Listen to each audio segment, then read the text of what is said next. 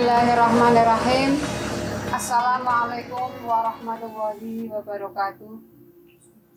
Innal hamdalillah nahmaduhu wa nasta'inu wa nastaghfiruh wa na'udzu billahi min syururi anfusina wa min sayyiati a'malina may yahdihillahu fala mudhillalah wa may yudlil fala hadiyalah.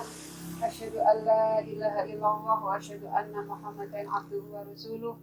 Allahumma salli wa sallim ala sayyidina Muhammadin wa ala alihi wa ashabi ajma'in, amma ba'du.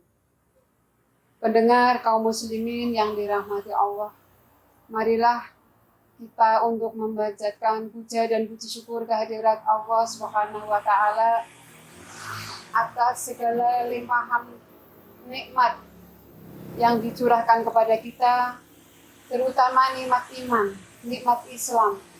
Nikmat kita bisa melaksanakan ibadah puasa di tahun 2024 ini dalam keadaan sehat walafiat. Salawat dan salam semoga tetap tercurahkan kepada suri teladan kita Rasulullah Shallallahu Alaihi Wasallam beserta keluarga, para sahabatnya, dan juga kita sebagai umatnya yang mengikuti sunnah-sunnahnya. Pendengar kaum muslimin yang dirahmati Allah Subhanahu wa taala, kita sekarang hidup di era digital di mana semua akses dan semua informasi akan mudah kita peroleh.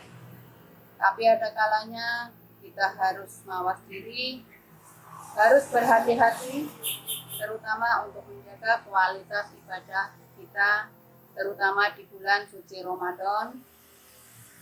Ibu-ibu pendengar kaum muslimin yang berbahagia, jangan sampai kita terjebak pansos melalui amal ibadah kita, karena sebenarnya orang yang terjebak dalam jebakan pansos melalui amalan ibadah ini sebenarnya sudah terjadi sejak lama. Sebagaimana digambarkan dalam surat Al-Ma'un, Allah Subhanahu wa taala menyebutkan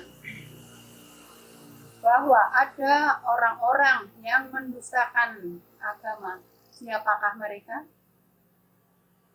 Ara'aital ladzi yukadzibu bid-din. Mereka ini adalah orang-orang yang mendustakan agama. Agama mereka jadikan hanya untuk mengkamuflase dirinya, untuk menyamarkan kepentingan pribadinya, dan ciri-ciri mereka adalah fadzalikal ladzi yad'ul yatim. Mereka sebenarnya tidak dekat dengan anak-anak yatim. Mereka cenderung meninggalkan nuraninya, hatinya, dan tidak merawat mereka.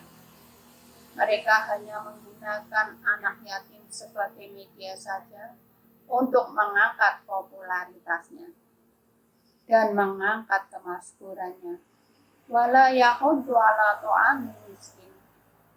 Demikian juga mereka tidak mau berkorban untuk memberikan atau membantu kecukupan orang-orang miskin atau anak-anak yatim. Mereka memiliki tempat pergaulan dan tempat berinteraksi dengan kalangan-kalangan tertentu saja. Mereka kalaupun nampak dekat dengan orang-orang miskin dan anak-anak yatim, mereka hanya mencari timbal baliknya supaya mereka mendapatkan bayaran sosialnya atau mendapatkan pujian dan mendapatkan apresiasi dari masyarakat dan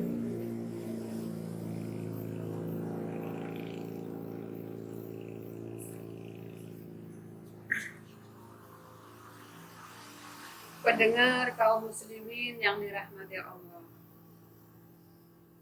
Di antara ciri yang lain adalah tersebut dalam ayat berikutnya, fawailul lil musallin. Dan yang paling mengerikan adalah ketika pansos itu ditempuh dengan cara menampakkan seolah-olah dirinya adalah orang yang sholat. Dia melaksanakan sholat, akan tetapi Allah Subhanahu wa taala justru mengecapnya melalui salatnya. Fawailul lil musallin. Mengapa orang ini diancam. Sedangkan mereka adalah dalam keadaan sholat, ternyata alladzina hum an sholatihim sahun. Dia sholat akan tetapi batinnya, hatinya berbeda lahiriahnya. Kemana hatinya ketika sholat? Ternyata hatinya lalai, tidak hadir, tidak terhubung dan tidak terkoneksi dengan Allah Subhanahu wa Ta'ala. Dan hatinya tidak terhubung dengan fisiknya. Alladzina hum yura'un. Inilah yang kemudian disebutkan oleh Allah Subhanahu wa Ta'ala sebagai orang-orang yang riya. Mengapa disebut sebagai orang yang riya?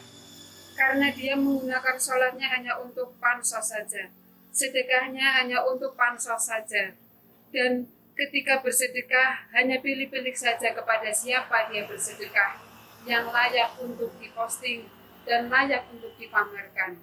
Wa yamna'unal ma'un. Dan orang-orang yang demikian ini seringkali mereka menghalangi orang lain memberikan kebermanfaatan kepada orang-orang miskin, anak-anak yatim, dan kepada orang-orang yang membutuhkan. Dan ini perlu diwaspadai karena tahdhibu biddin atau mendustakan agama ini adalah peringatan keras dari Allah Subhanahu wa Ta'ala. Kita sekarang berada di masa yang sangat rentan sekali karena kita terjebak kepada tahdhib pendustakan agama ini. Jangan sampai kita larut ketika memposting di media sosial, kita mendapatkan apresiasi yang luar biasa dari masyarakat, lalu menikmatinya, lalu untuk bisa sembuh dari rasa nikmat karena pujian dari orang lain itu tidak mudah. Maka apabila tidak ada niat baik atau tidak siap, maka sebaiknya kita hindari potensi-potensi yang membuat kita terjebak, sehingga amal ibadah kita yang seharusnya kita persembahkan kepada Allah Subhanahu wa Ta'ala menjadi disorientasikan tidak lagi kepada Allah Subhanahu wa Ta'ala, tapi untuk kepentingan dirinya sendiri.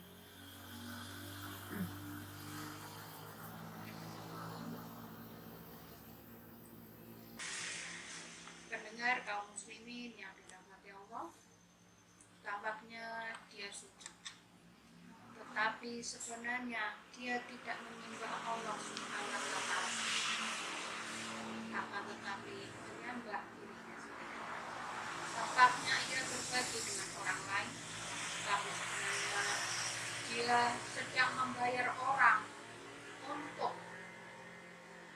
meninggikan dirinya, meninggikan derajatnya. Naudzubillah, sunnah, naudzubillah.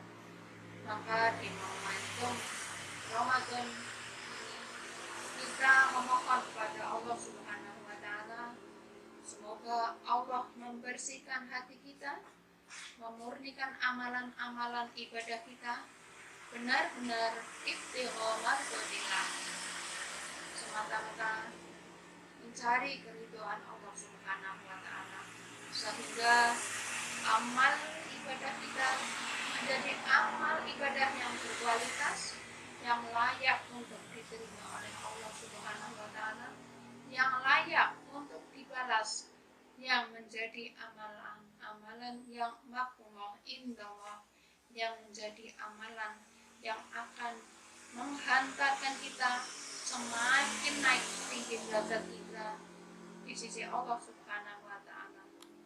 Min ibadillahi sholihin, menjadi amalan-amalan dari hamba-hambanya yang soleh.